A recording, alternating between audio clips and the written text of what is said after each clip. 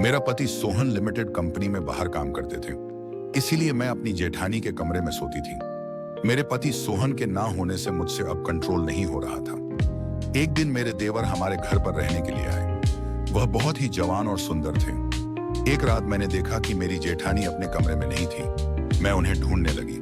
मैंने देखा कि एक कमरे में मेरे देवर लेटे थे।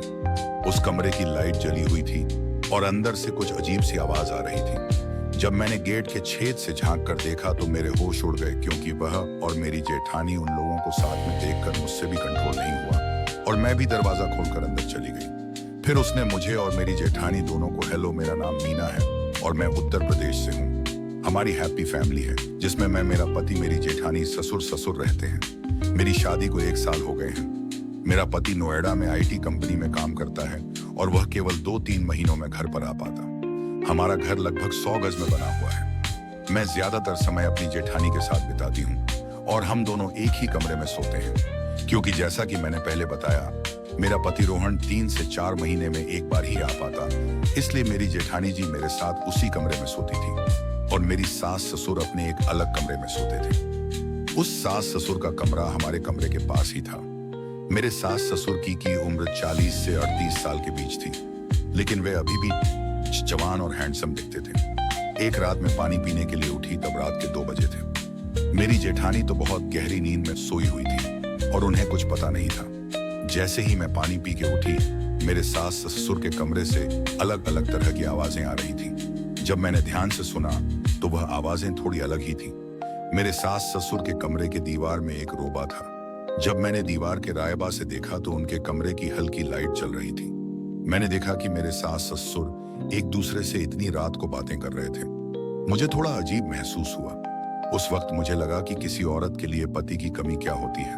मैं पानी पीकर वापस गई और अपने कमरे में सोने के लिए चली गई। हम लोग जब सुबह ब्रेकफास्ट करने बैठे थे, तभी हमारे मैन डोर की घंटी बजी। मेरी जेठानी ने दरवाजा खोला तो 34 साल का लड़का हमारे गेट के सामने खड़ा था। मेरी जेठानी ने बताया कि यह हमारा ममेरा देवर है। यह एक कंपनी में जॉब करने आए थे और इसी की वजह से वह हमारे यहाँ रहने के लिए आए थे। हमारे पास वैसे भी एक कमरा खाली पड़ा है। मैंने सोचा वह उसी ने एडजस्ट हो जाएंगे तो मेरा भी भला हो जाएगा।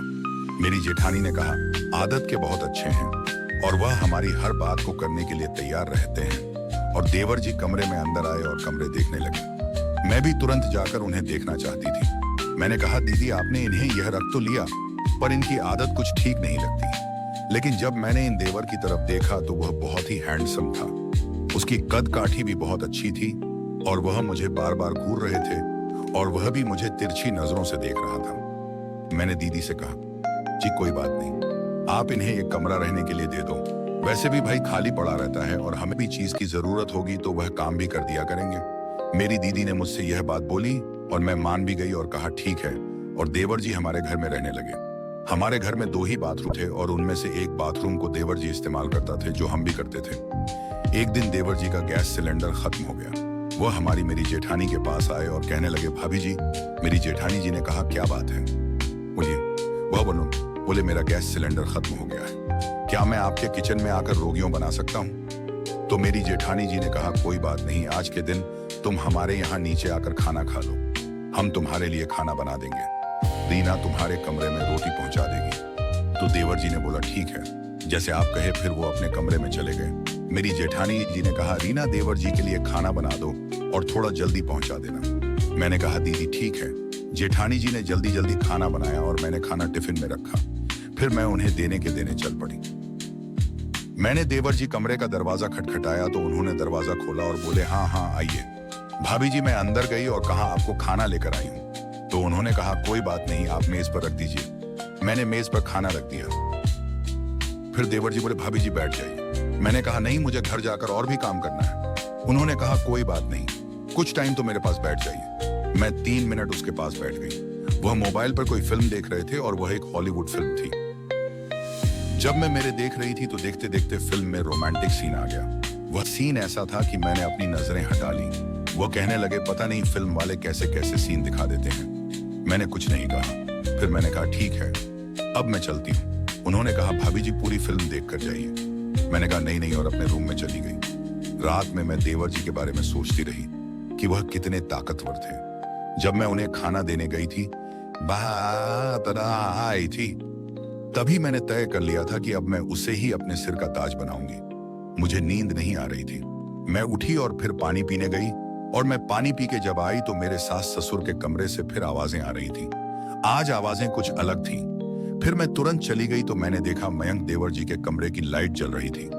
मैंने सोचा रात के 12 बजे देवर जी के कमरे की लाइट क्यों जल रही है। मैंने सोचा चलो जाकर देखती हूँ। जब मैं उनके कमरे में गई तो देखा वह अपने मोबाइल पर हॉलीवुड फिल्मों देख रहा था। उसने मूवी की आवाज भी बहुत तेज कर रखी थी। मैंने कहा देवर जी, तो उन्होंने झट से मूवी की आवाज को कम कर दिया और बोले हाँ भाभी जी आइए। मैंने कहा तुम्हारे कमरे की लाइट अब तक क्यों जल रही है और तुम सोए क्यों नहीं? वह बोले मुझे नींद नहीं आ रही थी इसलिए मैं मोबाइल देखने लगा। उन्होंने कहा भाभी जी आप अभी तक सोई क्यों नहीं? बात है ना मैंने कहा मुझे नींद नहीं आ रही थी इसलिए मैं देख रही थी कि तुम्हारे कमरे की लाइट क्यों जल रही थी। उसने कहा चलो मैं देखती हूँ। फिर वह बोले आ जाओ बैठ जाओ। भाभी जी मुझे तो नींद नहीं आ रही तो मैं देवर जी के पास बैठ गई। जैसे ही मैं उसके पास बैठी उसने फिल्म बंद नहीं की। उसका फोन उसी तरह चल रहा था, शायद उनके जाने के बाद छोड़ दिया था। मेरी नजर उनके फोन पर पड़ी तो मुझे कुछ महसूस होने लगा। मैंने चुपके से उनके फोन पर नजर डाली और वह हॉलीवुड फिल्म देखने लगी। देवर जी को पता चला कि मैं चुपके से उनके फोन में फिल्म देख रही हूँ। उन्होंने फोन उठाया और कहा भाभी जी देखनी है फिल्म। मैंने कहा नहीं नहीं। उन्होंने कहा देख लो। फिर क्या हुआ? मैंने कहा नहीं नहीं मैं नहीं देखूंगी। मैंने उनकी ओर देखा भी नहीं, लेकिन उसने धक्के से मेरे हाथ में अपना मोबाइल थमा दिया और कहा आपको हॉलीवुड फिल्म पसंद है? फिर हम दोनों साथ में मूवी देखने लगे। मयंक बोले भाभी साथ में मूवी देखेंगे तो मजा आएगा। मैंने कुछ नहीं कहा और फिर हम दोनों में कोई एक साथ फिल्म देखने लगे। वह फिल्म बहुत अच्छी थी। मैं आपको लोगों को क्या बताऊं, फिल्म में एक रोमांटिक सीन देखते देखते देवर जी ने मेरे पैर पर हाथ रख दिया। मेरे शरीर में करंट सा दौड़ गया। मैं वहां से उठकर दूसरी जगह बैठ गई। पता नहीं मुझे क्या हो रहा था क्योंकि मैं अपने आप पर कंट्रोल नहीं कर पा रही थी। फिर उन्होंने मुस्कुराते हुए कहा भाभी आप बैठो, मैं अभी आता हूँ। जैसे ही वह आया तो मैं वही बैठी हुई थी और तुरंत उसने गेट की कुंडी लगा दी और आज फिर मैंने अपनी इच्छा पूरी कर ली।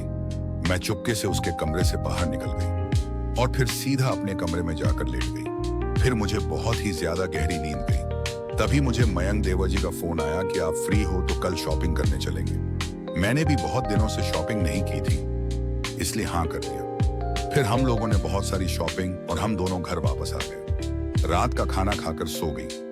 एक रात में टहलने के उठी क्योंकि गर्मी बहुत ज्यादा हो रही थी। जब मैं अपनी जेठानी के रूम में गई, जब मैंने उठकर देखा तो वहां पर नहीं थी। मैंने सोचा वो कहीं गई होगी या गर्मी की वजह से छत पर टहलने चली गई होंगी। मैं छत पर गई लेकिन वह भी नहीं थी। मुझे लगा क्या वह मयंक के पास तो नहीं चली गई। जब मैंने देखा तो वह मयंक देवर जी के कमरे में बैठी हुई थी तो मैंने और तुरंत अपने कमरे में आ गई। मैं सोने का नाटक करने लगी। जब जेठानी जी कमरे में आए तो मैंने उससे पूछा तुम कहाँ गई थी?